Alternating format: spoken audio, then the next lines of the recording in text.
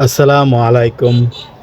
তো আমি এখন কিন্তু আমার বাড়ির পাশে যে হাট আছে, হ্যাঁ, মুলফুতগঞ্জ বাজারে। মুলফুতগঞ্জ বাজার থেকেই আর কি একটুখানি দূরে 2-3 মিনিট সময় লাগে। এটা হচ্ছে ওয়াবদা হাট। তো এই হাটটা আর কি সপ্তাহে 2 দিন বসে এই জায়গায়। তো এই জায়গায় মোটামুটি সব কিছু আর কি পাওয়া যায়। তো প্রথমত আমরা দেখি আর কি যেদিকে আর কি হাঁস মুরগিগুলো বিক্রি হয় সবসময়। হ্যাঁ, দেখতে পাচ্ছেন এগুলা দেশি হাঁস এবং কি দেশি মুরগি, বিভিন্ন ধরনের হাঁস মুরগি দেশি এবং কি কুয়েল পাখিও আছে। তো অনেক সময় আর অন্য অন্য জাতের জিনিস আসে, খরগোশ আসে, সব কিছুই আসে মোটামুটি।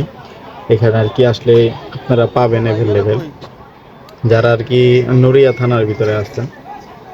তারপরেই দেখতে পাচ্ছেন দেশি হাঁস, সাথে 3টা চীনা হাঁস আছে।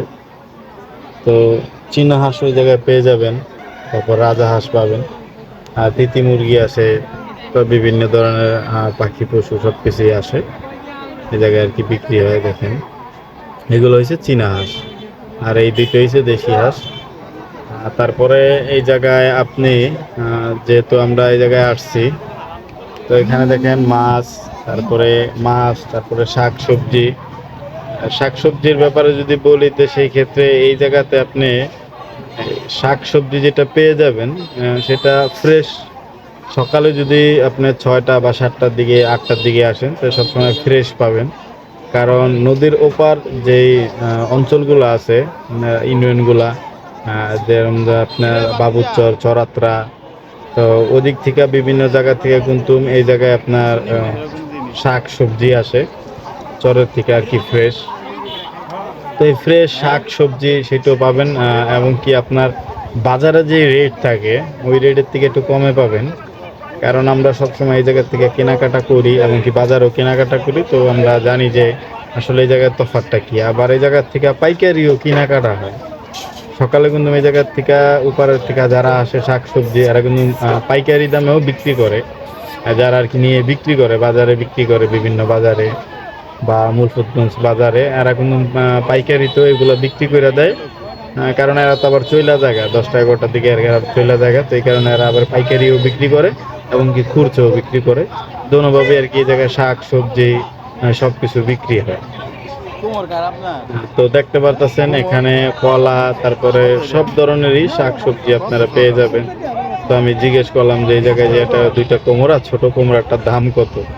তো আমারে সে বললো যে এটার দাম নাকি 70 টাকা। সেই কারণে আমি আর কি নিলাম না। যা কোমরে এমনিতে এখন একটু দাম বেশি, কেজি প্রতি 30 টাকা করে আর কি ধরে।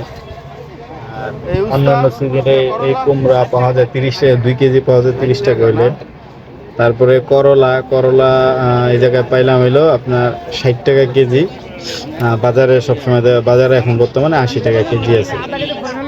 আর এই জায়গায় করলা পাইলাম আপনার 60 টাকা কেজিতে। তো আমি এখান থেকে আর কি কিছু করলা নিছি দেখে দেখা আর কি। তারপরে আরো কিছু সবজি টবজিও নেওয়া হয়েছে আমার। তো ওই বাজারটা আর কি সকাল সকাল বসে।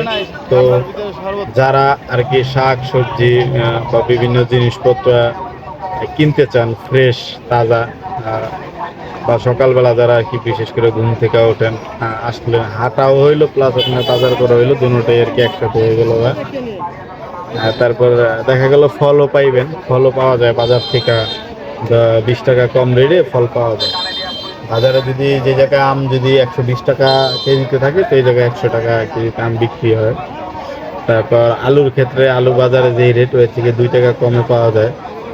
এবং কি যে বাজারে দোকানদার আছে তারা কিন্তু এই জায়গায় আসে হাটে বেচা কিনা করতে বাজার থেকে। এরাও একদিনের জন্য আর কি জায়গায় আসে। কারণ এই জায়গায় হলো সকাল ভোর 6টা থেকে, ভোর একবারে আইজানের পর থেকে আর কি, ফসর পর থেকে আইজানের পর থেকে বাজার শুরু হয়ে যায়।